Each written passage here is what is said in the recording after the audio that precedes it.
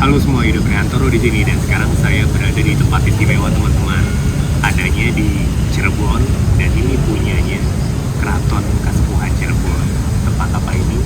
Kita akan bahas di video berikut ini. Tempat yang saya maksud dinamakan Gua Sunyaragi. Lokasinya berada di Kecamatan Kesambi, Kota Cirebon, Jawa Barat. Sebagai salah satu peninggalan bersejarah yang ada di Cirebon, ternyata tempat ini dipenuhi dengan beragam cerita menarik hingga mitos di luar nalar. Salah satunya konon ada 2 lorong yang terdapat di Gua Sunyaragi yang diyakini bisa tembus hingga ke Mekah dan Cina. Ini yang ke Mekah, ini yang ke Cina.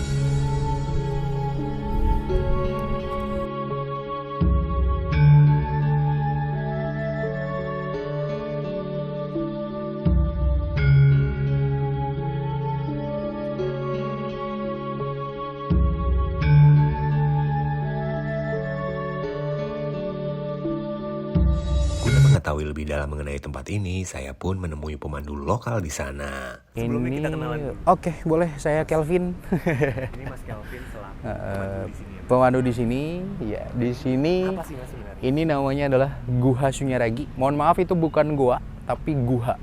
Guha sama gua ini 2 hal yang berbeda. Kalau goa itu memang ditemukan dari alam, Mas.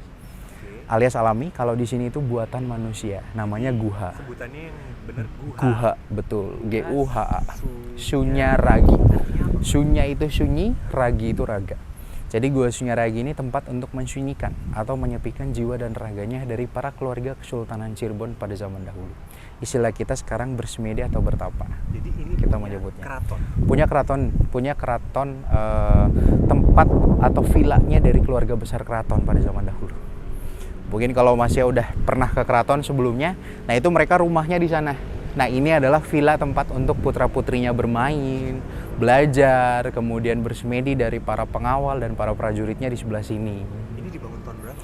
Ini dibangun tahun 1596 sampai tahun 1788. Berarti dibangun di eranya awal Keraton Kasepuhan. Kasepuhan. Iya, betul. Ini milik Kasepuhan Milik Kasepuhan, di bawah naungan dari Keraton Kasepuhan sampai saat ini. sampai saat ini. Betul. Dan usia pembangunannya itu bertahap berarti Bertahap, kurang lebih 200 tahun itu. pembangunannya. Iya, dari Dan- tahun 1500 sampai tahun 1700. Dan ada yang menarik di sini bahwa pembuatannya dari Menggunakan material batu karang. batu karang, Diambil dari pantai selatan, tepatnya di Pantai Baron, Gunung Kidul, Yogyakarta. bukan dari pantai utara. Karena kan Cirebon dekat pantai utara. Iya, dekat pantai utara. Kenapa nggak dari pantai utara? Karena posisinya di pantai utara tidak ada yang namanya batu karang. Batu karang terkenal dengan pasisir pantai selatan. Dan gimana bawahnya itu nanti kita coba Nanti bahas. kita juga bahas di bagian dalam. Dari batu karang. Ini batu karang, cuman kalau untuk yang di depan ini batu karang gunung, bukan batu karang laut. Karena eranya ini dibangun tahun 1990. Ini lebih muda lagi. muda ya, Betul. modelnya. Tapi menggunakan batu karang gunung. Beda ya nanti ini. Beda nanti. Kalau di dalam itu jauh lebih putih dibandingkan yang di depan sini. Dan nanti kita akan coba Kita bahas mengeksplor nanti. ke dalam, teman-teman. Betul. Kalau sekarang kita berada di mana ini, Mas? Bangunan apa? Ini kita berada di depan dari Gedung Pesanggerahan. Gedung Pesanggerahan ini dibangun pada tahun 1848. Fungsinya adalah tempat untuk peristirahatan dari para keluarga kesultanan apabila mereka sedang berkunjung ke Taman Sari Gua Sunyaragi. Namun sekarang ini gedung sudah beralih fungsi menjadi gedung serbaguna yang bisa disewakan untuk acara-acara besar seperti pernikahan, acara family gathering, dan bisa juga untuk acara reunian. Seperti itu. Kalau secara arsitektur nih ada Secara kayak akulturasi budaya ya? ya, ada 3 akulturasi budaya di sini. Yang pertama diambil dari Jawa, yang tingginya bangunan dari permukaan tanah. Yang kedua ada dari Belanda, diambil dari pilarnya yang cukup agak lebih besar dari biasanya. Kemudian yang terakhir dari ujung genteng, yaitu Cina, diambil dari ujung gentengnya yang lancip seperti perahu. Maknanya kenapa lancip seperti perahu? Bahwa kita seorang manusia ketika kita hidup harus mencari jati diri kita seperti kita mengarungi lautan samudra. Ini masih asli ininya? Ini masih asli, Lantai. terakotanya masih asli. Ini dibuat tahun 1824 dan dulu hanya dimiliki oleh para bangsawan. Oke, dan cat hijau ini memang dari dulu? Cat hijau ini memang dari dulu, identik dari zaman dahulu menggunakan warna hijau. Ada makna kenapa pakai hijau? Kalau untuk maknanya itu tidak ada. Tidak aja ya? Tidak ada, seperti itu. Oke. Kita mau masuk ke dalam? Oke, boleh Mas. Iya. Jadi yang hanya tadinya yang boleh di sini, Yang boleh untuk masuk ke area Gua Sungai-Ragi ini hanya keturunan dari Kesultanan saja. dan yang boleh nginap di sini hanya Dan boleh nginap di sini keturunannya Keturunan juga. juga. Betul. Seperti itu. Nah, ini lebih banyak lagi nih terakotanya. Dan itu kita perbaiki hanya setiap natnya saja. Karena untuk keramiknya itu kita tidak pernah renovasi. Kalau yang ini hadapnya ke depan. Depannya di mana? Betul, ini depannya sebenarnya sebelah sini. Ini Iya. depannya. Karena di depan dari gedung pesanggeran itu ada sebuah kolam. Dulu kolam tersebut digunakan untuk yang namanya penampungan air. Air yang ditampung di sana yang nantinya akan dibersihkan dan disaring, kemudian masuk ke seluruh bangunan gua yang ada di Gua Sungai-Ragi. Fungsinya air itu untuk apa? Untuk pendingin ruangan. Jadi mereka menggunakan sistem pendinginan ruangan dari air ini. Dari air ini. Airnya berasal dari Airnya berasal dari laut. Itu di sebelah sana dulu, Mas. Bukan pemukiman masyarakat, melainkan itu sudah laut lepas. jaraknya langsung laut, pantai. Betul, jadi? langsung laut. Ya, karena Gua Sungai-Ragi dulu dibangun di sebuah tempat namanya adalah Segara Amparan Jati. Segara itu danau besar atau lautan, Amparan Jati itu karena dikelilingi oleh pohon jati pada zaman dahulu. Jadi Sehingga masuknya dulu, lewat sini ya. Ya, ketika ada keluarga keraton yang berkunjung ke Gua Sungai-Ragi, mereka harus menggunakan yang namanya perahu kecil. Dari Karena keraton segala menggunakan perahu kecil ke sini. Karena dulu kota Cirebon bukan sebuah kota, melainkan sebuah perairan.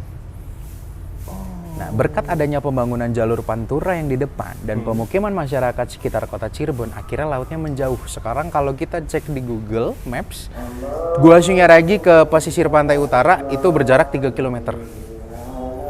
Makanya jangan heran ketika berkunjung ke kota Cirebon, panasnya lumayan cukup menyengat karena kita dekat dengan pesisir pantai utara. Jadi keluarga kerajaan dulu ke sini harus menggunakan perahu. Harus menggunakan perahu seperti itu. Dan ini pintu masuknya. Dan ini pintu masuknya. Itu pintu masuknya berada di sebelah sana. Oke. Jadi yang ingin masuk ke area ini harus melewati ini. Harus melewati ini, betul. Ini tempat untuk peristirahatan.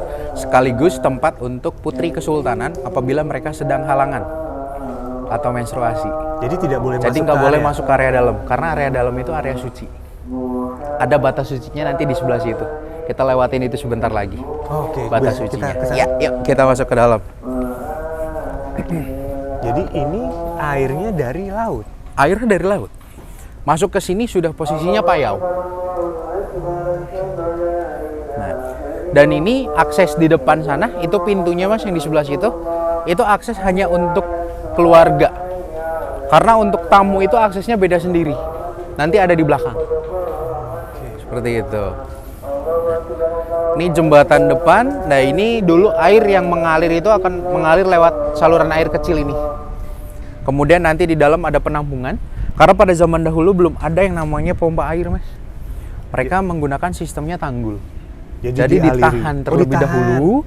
Setelah penuh mereka akan mengalir sendiri ke tempat yang lebih rendah. Tapi sekarang karena lautnya sudah jauh, segala Karena macam, lautnya sudah jauh sudah tidak ada dijalankan airnya. fungsi ini ya. Betul. Nah, ini tangga adalah batas sucinya. Jadi ketika kita sudah menginjak di sebelah sini, ini adalah sudah air. Ini air. Ini air. Konsepnya seperti ketika kita mau sholat, biasanya di sebagian besar masjid, di bawah dari tempat wudhu itu ada seperti genangan air. Dan ini semata tadinya kaki. air. Dan ini udah air nih. Kita Untuk sekarang udah menginjak air. membersihkan. Yang menandakan kita sudah dalam keadaan suci dan kita siap masuk ke area dalam. Dan untuk putri keraton, Putri jika keraton lagi yang berhalangan, sedang berhalangan, mereka hanya batasnya boleh hanya sampai sini. situ. Betul. Oke. Apa yang akan terjadi jika putri? Karena balik lagi, kalau untuk apa yang akan terjadi itu tidak ada sebenarnya. Tidak ada, Karena tapi kita hanya peraturan menjaga ininya bahwa ini adalah area suci, Area suci. seperti itu. Oke. Jadi ini air semua ya. Jadi ini air. Ini kita sudah menginjak air. Dan sebelah sana itu pengairan yang Itu dari kolam. pengairan yang dari kolam dan nantinya akan mengairi seluruh bangunan gua yang ada di dalam. Kita lihat perbedaannya antara batu karang yang di dalam sama yang tadi di panggung. Iya. Warnanya itu di sana lebih hitam dan di dalam itu lebih putih. Ini kita sudah mulai masuk juga ke dalam area situs ini. Ini yang asli. Ini yang asli. Ini yang diambil dari Laut Selatan. Laut Selatan. Tuh. Ini pintu masuknya. Pintu masuk ini hanya boleh untuk para keluarga dan prajurit pengawal. Jadi kalau Karena untuk akses tamu nanti beda akses pintu tamunya. masuknya. Iya. Karena untuk akses tamunya itu beda nanti di sebelah sana. Khusus keluarga lewat Khusus sini. keluarga lewat sini. Dan ini adalah area privasi keluarga yang kita pertama. Kalau desain seperti ini Mas, kayak yang mirip gapura segala macam. Betul. Ini memang dibuat seperti ini dari awal ya? Emang dibuat seperti ini dari awal.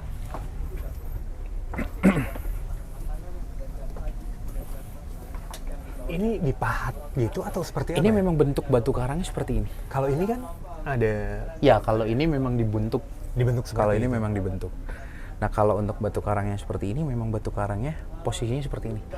Makanya saya sangat riskan ketika ada bawa tamu yang mempunyai fobia, trifobia. Bolong-bolong ini ya. Banyak, bukan sedikit, banyak orang yang baru sampai sini, Mas, saya nggak mau masuk karena saya punya trifobia. Karena ngelihat ini cukup bikin kepala dia pusing.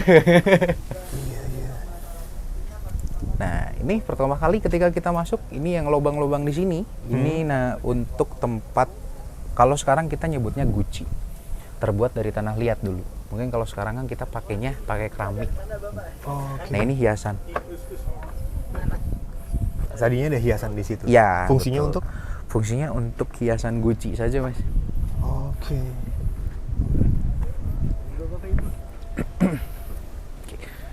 Pertama kali ketika kita masuk, ini di sebelah sini ada yang namanya Gua Pawon.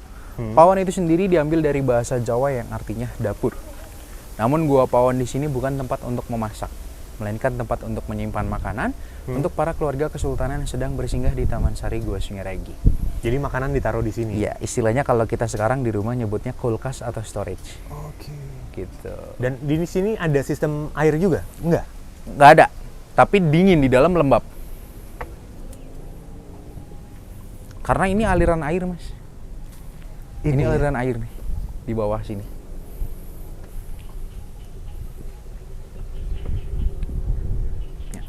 Tidak jauh dari Gua Pawon, geser sedikit, ini ada yang namanya Gua Lawa. Kenapa disebut Gua Lawa? Karena dulunya di depan dari Gua Lawa ini terdapat sebuah pohon gambir besar. Dan disitulah tempat untuk bersarangnya dari para kelelawar. Karena akarnya ini dianggap merusak daripada situs Gua Sungai Ragi, akhirnya pohon tersebut ditebang. Dan hingga kini kelelawar sudah tiada. Untuk fungsinya ini sendiri sama seperti Gua Pawon, yaitu tempat untuk penyimpanan makanan. Jadi penyimpanan makanan ya.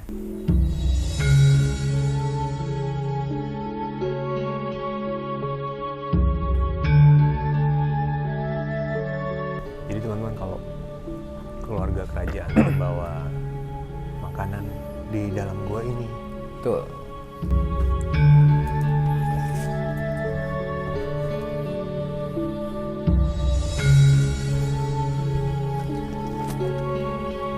ini nggak ada tutupnya dari dulu Mas. Itu memang nggak ada tutupnya dari dulu, memang seperti itu. Di sini area-area kayak bolong-bolongan, sebutannya gua, Sebutannya guha, bukan goa. bukan gua ya. Guha. Karena kalau goa itu kita seperti masuk ke dalam tanah, bawah tanah. Kalau seperti contohnya di Gua Pindul, nah kalau di sini guha kita hanya seperti masuk ke dalam ruangan biasa. Nanti ada gua yang bisa kita akses jalan. Jadi Kalau ini hanya bisa kita lihat. bedanya itu ya. Betul, itu Gua itu perbedaannya. yang alami, guha itu yang buatan. Iya, seperti buatan. Nah, kalau kita perhatikan secara seksama, pintu dari setiap bangunan gua di sini hampir semuanya dibuat pendek. Kenapa Mas? Itu Oh, iya. adalah bentuk kita menghormati orang yang lebih tua. Jadi ketika kita menunduk. masuk itu kita harus menundukkan kepala. Sama halnya seperti kita keluar dari bangunan gua tersebut. Jadi filosofinya itu ya. Iya, filosofinya itu. Dan nanti ketika kita masuk ke dalam gua, kita akan merasakan yang namanya sempit di dalam tubuh kita.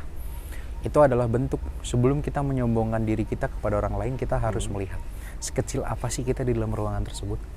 Makna yang bisa diambil, apa sih yang mau kita sombongin? Semuanya itu sama di mata Sang Pencipta. Seperti itu. Jadi meskipun ini villa zaman dulu, Villa zaman dahulu dengan identik kemewahan, Iya. tapi penuh nilai. penuh dengan nilai. Dan itu Filosofi. baru beberapa yang saya sampaikan. Nanti masih banyak boleh lagi, kita Mas. lihat. Oke. Ke sana lagi. Nah, geser dari Pawon sama Lawa, Ini di sebelah sini ada yang namanya Mandaibeling. Mungkin sekilas kalau orang yang nggak tahu ini pemakaman. Mandaibeling ini adalah balai atau tempat duduk yang terbuat dari marmer. Kenapa disebut Mandaibeling? Karena marmernya ini sendiri sering dilap atau digosok sehingga mengkilap seperti kaca atau beling. Jadi Mande ini sama kayak yang di depan Kasepuhan itu ya? Iya. Ada bangunan-bangunan. Betul, bangunan seperti yang ini. baru masuk loket. Ha-ha. Iya. Jadi ini fungsinya, Sama fungsinya. sebagai seperti itu juga ya? Sebagai Tempat duduk, Betul. istirahat. Ini Oke. area utama. Ini area utamanya. Ini ikoniknya yang mungkin Masnya sama Tetenya sering lihat di YouTube. Ini ikoniknya utamanya. Kebetulan kita lagi ada airnya karena posisinya lagi musim hujan. Nah, di Gua Sunyaragi ini terdapat sebuah mitos yang berkembang di lingkungan masyarakat sekitar sini, yaitu ada yang namanya patung perawan Sunti. Patung perawan Sunti ini adalah patung seorang gadis atau perawan yang tidak menikah atau tidak mendapatkan jodoh hingga akhir hayatnya. Mitosnya ini sendiri, apabila patung ini disentuh atau dipegang oleh seorang gadis atau perawan, dia tidak akan mendapatkan jodoh atau tidak akan menikah. Tapi itu balik lagi ke kepercayaan kita masing-masing. Itu hanyalah sebuah mitos pada zaman dahulu. Dan patungnya posisinya berada di tengah yang menghalangi jalan ke arah Gua Petang. Ini replikanya karena untuk yang aslinya itu disimpan. Kenapa ditempatkan di bagian utama itu, Mas? Padahal kan ini area bermain untuk keluarga kerajaan. Keluarga putra-putri Putra-putrinya pun mungkin akan bermain di sini. Dan mungkin akan ada indikasi Iya, menyentuh patung itu. tersebut. Apa maksudnya? Kita putar balik ke belakang, tarik belakang, bahwa dulu mungkin orang tua kita, nenek moyang kita sering bilang ke anak-anaknya yang perempuan, jangan duduk di depan pintu, nanti jodohnya balik lagi. Nah, makna yang sebenarnya diambil di sana itu adalah bahwa orang itu kita nggak boleh duduk depan pintu, orang keluar masuk susah. Tetapi oleh orang tua kita agar anak-anaknya itu takut dari mistis tersebut, dibumbui dengan hal-hal yang mistis. Akhirnya membuat anak-anaknya takut. Makna yang sebenarnya sih kita jangan duduk depan pintu, nanti keluar masuk itu susah. Dan ini ditempatkan di Iya, dan ini makanya ditempatkan di depan sini. Seperti itu. Dari dulu air itu jika sistem pengairan dari laut dimasukkan ke sini hanya setinggi ini. Hanya setinggi ini. Dan itu air laut itu yang tadi dari sana itu akan ditampung di belakang dari gua ini, Mas. Namanya Gua Langse. Nah, nanti akan mengalir ke sini. Ini namanya Gua Langse itu diambil dari bahasa kuno Cina yang artinya tirai atau hording yang terbuat dari air. Jadi dari atas yang rata itu turun seperti air terjun. Menutupi ruangan tersebut, betul. Fungsinya di sana Gua Langse adalah tempat untuk berzikir atau berdoa dari para sultannya. Gua Langse ya, Mas? Ya, betul. Itu Gua Langse. Air itu dia akan tertutup seperti itu airnya. Iya, betul. Ini tertutup. Posisinya tertutup, menutupi ruangan tersebut. Kalau kayak membayangkan air terjun tuh ini akan tertutup. Ini kan tadi Gua Langse, Mas. Kalau ini kita berada di area utama ini. Ini di area utama, namanya adalah Gua Petang. Petang itu sendiri diambil dari bahasa Jawa, yang artinya gelap. Fungsinya adalah tempat untuk yang namanya melatih ilmu kekebalan atau ilmu kanuragan dari para prajuritnya kesultanan. Di atasnya dari Gua Petang, itu ada yang namanya Menara Cungkup Gua Puncit. Cungkup Gua Puncit itu adalah menara pengawas untuk para prajurit mengawasi kawasan dari sekitar Gua Sunyaragi. Untuk mengawasi putra-putri kesultanan yang sedang bermain air di sini. Di bawahnya dari Menara Cungkup ini ada sebuah ruangan yang ada 3 jendelanya. Itu dulu tempat untuk menyimpan patung putri Cina yang terbuat dari kayu cendana, yang fungsinya untuk pengharum kawasan dari Gua Sunyaragi. Karena kayu cendana itu terkenal dengan harumnya atau bau wanginya. Jadi seperti patung itu untuk pengharum. Pengharum. Patung itu masih ada. Patungnya sudah tidak ada karena dicuri oleh orang yang tidak bertanggung jawab. Teman-teman. Sangat disayangkan sebenarnya. Ya, Tempat bersejarah yang harusnya jaga, ikut dijaga malah dicuri. Padahal Nah. kalau misalnya ada patung itu sekarang wangi kali ini. wangi, betul, wangi. Dan yang menariknya dari bangunan Gua Petang, kalau kita lihat, mungkin kalau dari jauh kita kelihatan ada beberapa lubang di sini. Iya. Nah, lubang itu dulu bisa mengeluarkan air. Air yang bisa digunakan, air yang keluar dari sana bisa digunakan untuk bersuci atau berwudu. Airnya akan terus mutar. Airnya akan terus muter karena sumber airnya dari depan yang sana tadi, Mas. Betul. Sama yang nanti di depan juga kita ada penampungan air lagi. Nah sebenarnya ini kita berada di titik yang paling rendahnya dari Gua Sunyaragi, titik airnya berkumpul akan di sini. Tapi tidak akan membanjiri itu ya? Tidak akan membanjiri itu, karena sirkulasinya terus berjalan. Selokannya, aliran airnya itu terus berjalan. Di samping sebelah kiri kalau kita berdiri sekarang, itu di sebelah sana ada patung gajah yang sedang menarik kereta kencana. Oh ini teman-teman, kalau kalian lihat nih kayak gajah ya. Itu patung gajah yang sedang menarik kereta kencana. Dulunya adalah tunggangannya para raja pada zaman dulu. Kenapa menggunakan gajah? Karena dulu gajah terkenal dengan kegagahannya. Misalnya tadi ini untuk prajurit, berarti setiap prajurit atau hanya khusus pilihan? Setiap prajurit boleh masuk ke sini untuk melatih ilmu kekebalannya. Akan bertapa? Akan bertapa nanti di dalam. Kita lihat nanti kita masuk ke dalam.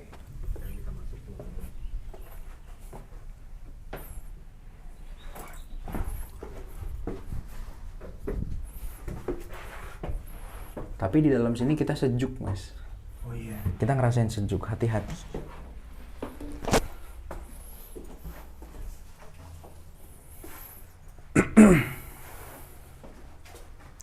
Dan dulu kalau penerangannya menggunakan apa, Mas? Dulu menggunakan api.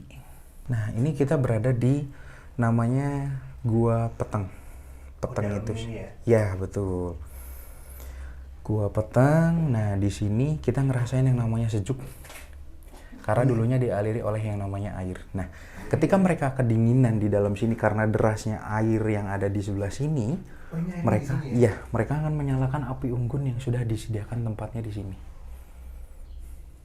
Nah, ini kebetulan banget dari atas ada angin. Nah, jadi di sini kita makin sejuk. Berasa ininya. Betul, berasa dinginnya. Oke. Kita nanti keluar dari sini, Mas. Kita bisa tembus ini. Ya. Sekarang kita berada di namanya tempat adalah Kamar Kaputren dan Kamar Kaputran. Ini yang perempuan, ini yang laki-laki. Namun kedua kamar ini bukan tempat untuk tidur dari putra-putrinya kesultanan, melainkan tempat untuk mereka menimba ilmu atau belajar dari putra-putrinya kesultanan. Yang membedakan antara perempuan dan laki-laki di sini, perempuan lebih tertutup karena seorang wanita di dalam agama Islam harus menutupi auratnya. Dan untuk laki-laki lebih terbuka. Namun untuk laki-laki ketika mereka mau masuk, mereka harus muter dulu ke belakang. Baru bisa masuk ruangannya lewat pintu yang ini, dibandingkan perempuan yang bisa langsung nyebrang di sini. Kenapa dibuat muter? Karena seorang lelaki di dalam sebuah kehidupan mempunyai tanggung jawab yang lebih besar dibandingkan seorang perempuan. Makanya dia dibikin muter terlebih dahulu. Seperti itu. Jadi baru bisa masuk ruang. Ya? Betul, harus lebih berjuang lah istilahnya. Kalau yang perempuan tinggal nyebrang di sini masuk ke ruangan utamanya. Kemudian ini kayak ada tirai. Ya, karena lebih tertutup. Nah, dan ini tempat belajar. Tempat untuk belajar. Kalau istilah kita sekarang pesantren atau private school-nya dari putra-putri kesultanan. Jadi kalau bisa di keraton Kamar Kaputren itu untuk tempat tinggal, betul. Kalau di sini tempat untuk belajar. Yang ngajarin berarti? Itu yang ngajarin dari keturunan Sunan Gunung Jati juga. Sama. Dan di belakang apa? Nah, di belakang ini kita sudah masuk ke area bagian belakang. Nah, tepat di depan kita, itu di sebelah sana yang bangunannya mengambang, namanya adalah Balai Kambang. Kenapa disebut Balai Kambang? Karena posisinya mengambang di atas air. Ini full air dulu. Dan ini titik tertinggi? Ini titik tertinggi. Mas, itu di sebelah sana, itu ada sebuah jembatan yang hijau, kelihatan. Nah, itu adalah pesisir pantai utara. Dulu sedekat itu dengan Gua Sunyaragi. Jadi langsung kelihatan pantai ya? Langsung kelihatan pantai. Nah, ini Balai Kambang. Balai Kambang ini dulu adalah tempat untuk menyambut para tamu dari kesultanan, kemudian tempat untuk mereka membunyikan rebana, dan tempat untuk mereka mengaji atau bertadarus. Khusus untuk tamu masuknya dari? Khusus untuk tamu ini masuknya di sebelah sini. Tidak boleh? Nggak boleh lewat dari yang tadi kita di depan. Karena itu adalah privasi keluarga. Nah, jadi Balai Kambang ini tempat untuk penyambutan tamu. Dari Balai Kambang, kita geser yang terakhir itu di sebelah sana ada Gua Arga Jumut. Kalau kita lihat bangunan Gua Arga Jumut, ini sudah didominasi sama batu bata dan semen. Karena pada saat pembangunannya tahun 1788, yang dimana pada tahun itu sudah mengenal batu bata dan semen. Berarti pembangunan yang gua itu terpisah? Ini baru. Ini belakangan, karena Gua Sunyaragi itu kan dibangun dari tahun 1500 sampai tahun 1700. Dan tahun 1700 itu sekaligus dengan pemugaran bangunan yang ada di depan juga. Perbaikan lah istilahnya. Jadi bangunan pertama itu dibangunnya area ini saja. Iya, tahun 1500 sampai tahun 1700 itu baru bangun ini. Kemudian bangun yang area depan juga, yang kalau kita lihat tadi di belakang Gua Pawon sama Lawak udah ada batu bata, itu bangunan 1788. Dan ini teman-teman karang-karang ini ya Betul. dari Pantai Selatan. pantai selatan. Ini sudah diteliti. Sudah diteliti dan itu valid kurang lebih 95% bahwa batu karangnya asli dari Pantai Selatan. Pantai selatan ke sini Baron ya? Iya, Pantai mana? Pantai Baron. Dan dari Baron ke Cirebon itu jaraknya ratusan kilo. Lumayan, dan dulu belum ada daratan. Kalau kita lihat di maps itu muternya agak lumayan jauh dari pesisir pantai utara ke pantai selatan. Kalian bayangkan lumba-lumba karang seperti ini dibawa ke sini dengan menggunakan apa ya? Mungkin menggunakan perahu, tapi ada beberapa hal yang tidak kita ketahui. Mungkin Dan ini sebenarnya masih misteri ya. masih misteri. Kalau kita pikir secara logika juga Jika zaman dulu seperti apa? nggak masuk nggak masuk di akal kita gitu. Ini arsiteknya dari keturunan Sunan Gunung Jati juga, betul. Dan di tempat inilah keluarga menimba ilmu dan juga bermain. Bermain, betul. Jadi konsepnya juga nggak belajar Nggak belajar terus, jadi mereka sama main juga. dan ditanamkan juga nilai-nilai hidup. Nilai-nilai kehidupan. Salah Ya satunya mungkin, tadi ya mungkin sampai saat ini anak-anak muda juga udah lupa akan nilai-nilai tersebut. Sama, kalau kita lihat ini Balai Kambang mungkin sekilas hanya bangunan biasa, tapi ini mempunyai sebuah nilai, makna yang dimana sering terjadi pada anak-anak seusia remaja, bahwa ketika kita hidup kita harus mempunyai prinsip dan pendirian yang tidak boleh mengombang-ambing seperti Balai Kambang. Karena prinsip itulah yang nantinya akan menjadi sebuah pondasi hidup kita akan seperti apa ke depannya. Seperti itu. Dan ini dari dulunya seperti ini bentuknya. Iya, memang dari dulunya Dan seperti ini. atapnya juga dari kayu itu ya. Atapnya dari kayu, kemudian sakanya dari kayu, dan ini masih asli. Yang udah kita perbaikin hanya bagian bawahnya, karena jembatan itu adalah akses utama untuk para pengunjung dari bagian depan ke bagian belakang. Jadi itu yang diperbarui. Itu saja yang diperbarui. Kayunya pakai apa mas? Kayu jati? Kayunya pakai kayu jati. Boleh kita deketin.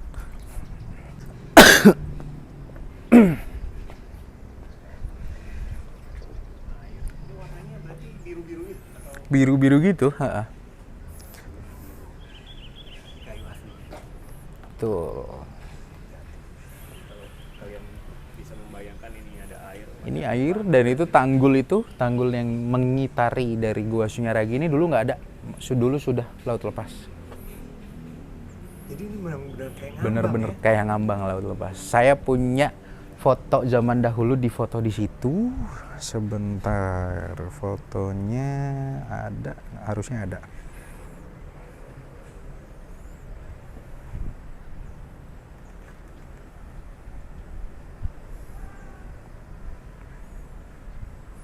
Nah, sebelum ke foto yang itu, ini saya punya foto patung Perawan Sunti yang asli. Oh ini teman-teman Ini yang asli. sudah dipindahkan ya? Ya, yang sudah diganti. Ini disimpan di Gedung Pesanggerahan. Jadi Ya. ini yang tadi cerita. Kenapa disimpan? Yang pertama, menjaga kelestarian aslinya. Oke. Yang kedua, sekarang masyarakat Indonesia apapun bisa disembah, Mas. Oh, Makanya untuk menghindari hal tersebut, akhirnya kita simpan. mencegah hal yang tidak Betul. Ya, masih menggunakan sistemnya itu seperti sistem kunci. Ya.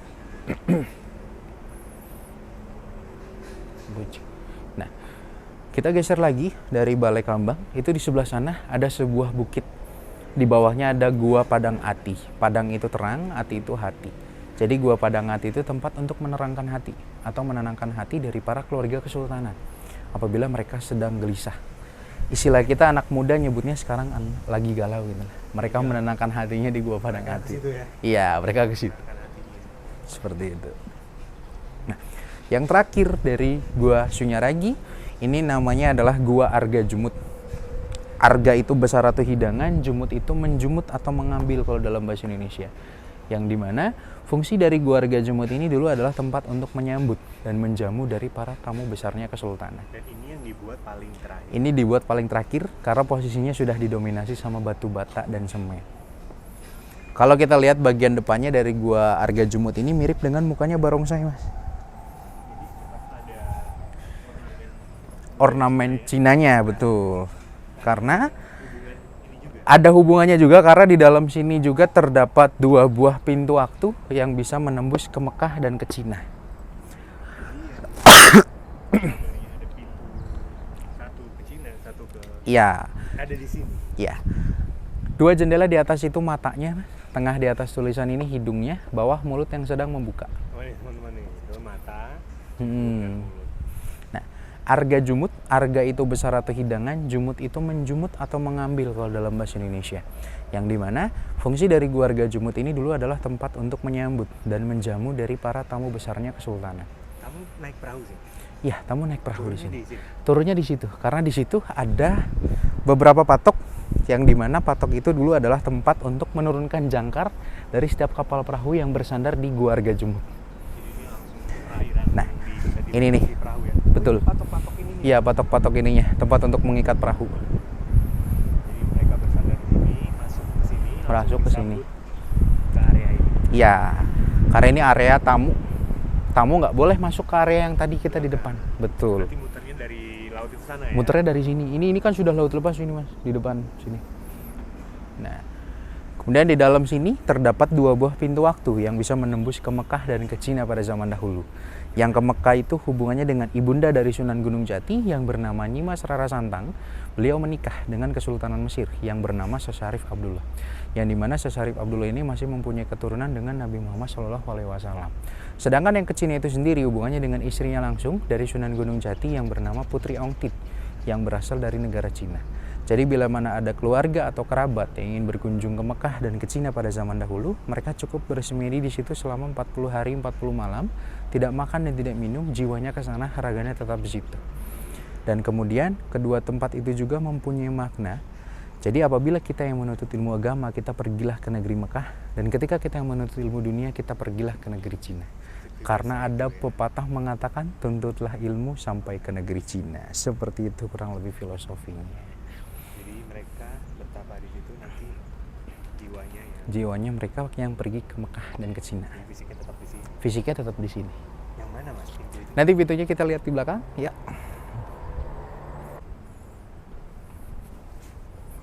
Oke. Hati-hati kepalanya. Harus tunduk.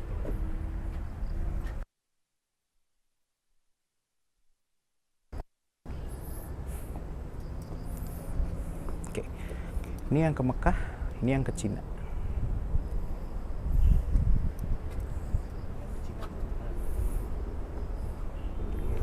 Itu yang ke Mekah. Tuh.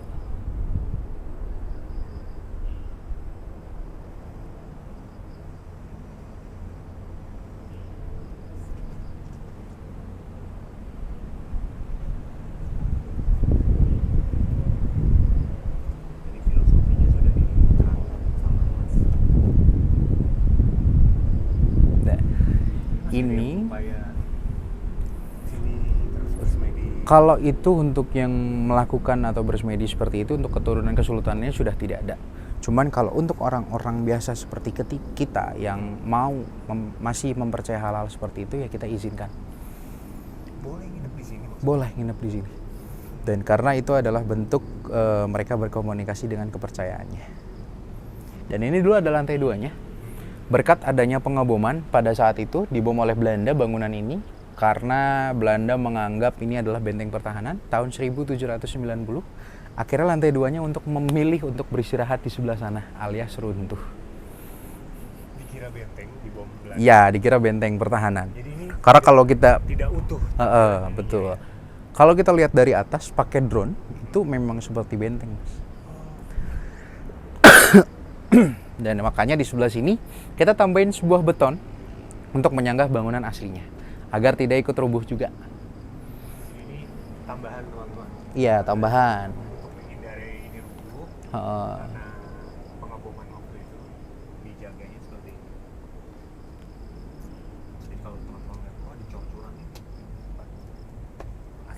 Betul. Dan keluarga raja, keturunan raja masih sering bermain di sini kan atau? Ketika mereka ke sini hanya pada saat hari-hari besar Islam biasanya, untuk acara tradisi mungkin. Cuman udah beberapa tahun terakhir itu jarang ketika ada kunjungan-kunjungan dari orang-orang penting saja ketika mereka berkunjung ke sini. Tapi untuk melakukan misalnya pertapaan atau tadi Kalau itu udah menenangkan enggak, diri, sudah tidak digunakan. Terakhir infonya digunakan Sebelum dijadikan tempat wisata sekitar tahun 90-an pada saat itu. 90-an ke bawah masih. Iya, 90-an ke bawah masih. Pokoknya ketika dibangun dengan panggung dan tribun yang tadi di depan, itu kabarnya sudah tidak digunakan untuk bersemedi dari para sultannya. Tapi kalau untuk orang-orang sipil seperti kita, itu mereka masih sering menggunakan hal tersebut. Yang penting mereka izin. Apa, Mas? Ini kan kita tadi tembus dari sini. Oh iya. Iya. Kita tadi Nah, kalau ini ruangan untuk para tamu ketika mereka sedang bermusyawarah, tamu dan para keluarga sultanah. Ini mereka meja makannya mereka di sebelah sini. Mungkin kita bisa lihat sekarang batu-batu ukuran segini udah nggak pernah kita temuin. Ukurannya jauh lebih besar, jauh ya. lebih besar nih. Nah, ini meja makannya di sini dengan cara seperti prasmanan kalau kita sekarang nyebutnya. Mereka mengambil makanan di sini, setelah itu mereka masuk ke dalam situ untuk pertemuan antara keluarga dan para tamunya. Jadi makannya tidak sambil diri ya? Iya, enggak. Tidak standing party.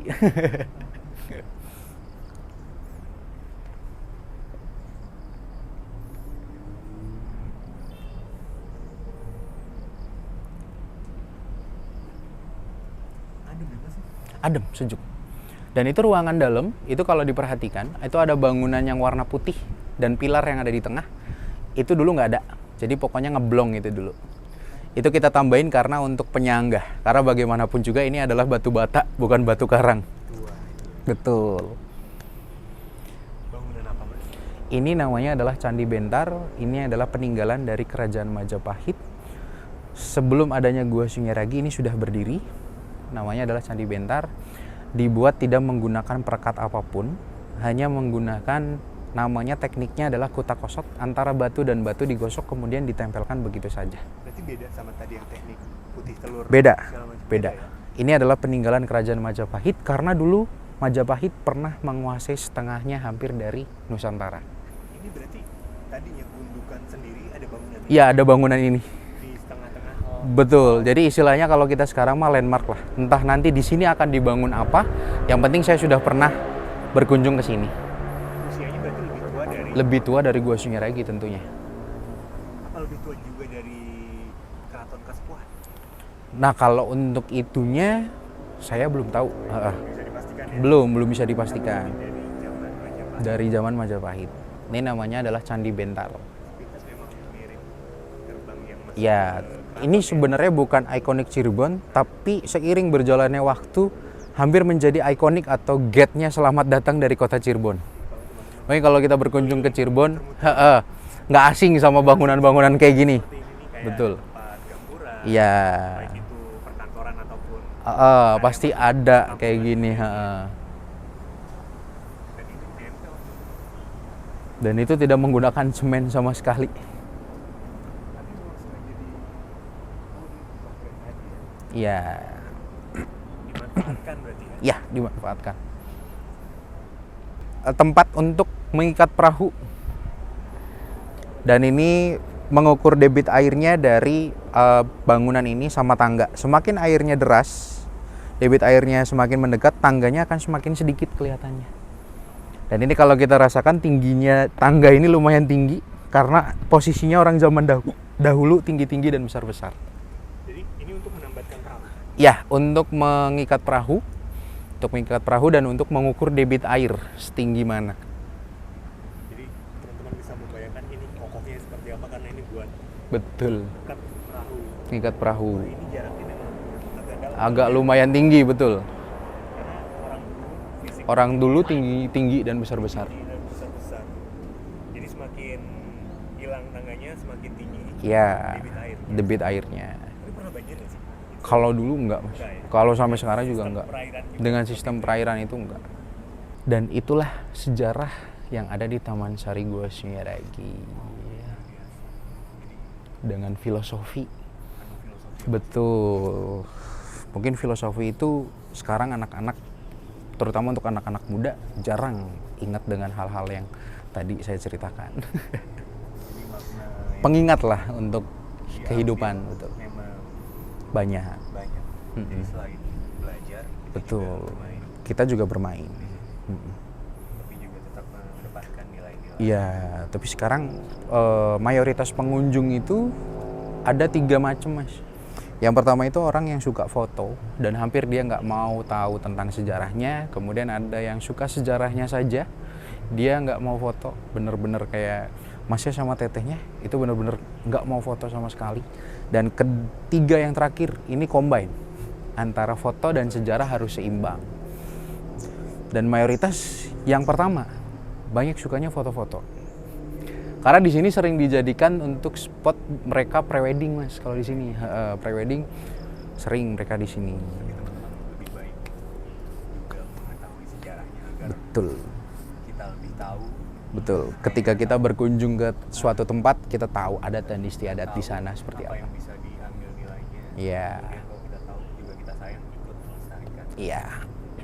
Ini sungguh luar biasa teman-teman. Tempat villa tapi fungsinya beragam. Iya. Dan secara arsitektur luar biasa. Sistem pengairan yang diatur, kemudian juga yang masih menjadi misteri adalah gimana ngangkut bahan Bakunya itu dari pantai selatan. Dan sampai sekarang kita para guide juga masih mikir secara logika. Kalau kita pikir secara logika itu jauhnya lumayan dari pesisir pantai utara ke pesisir pantai selatan, itu jaraknya agak lumayan. Dan dulu belum ada namanya daratan. Ya teman-teman bisa pakai Google Maps coba. Jaraknya itu dari sini ke Pantai Baron di Yogyakarta itu sejauh apa? Lumayan.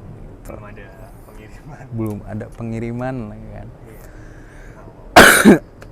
Oke Mas, terima kasih banyak sudah diberi Sama-sama. penjelasan. Semoga tayangannya bermanfaat buat Oke. Siap.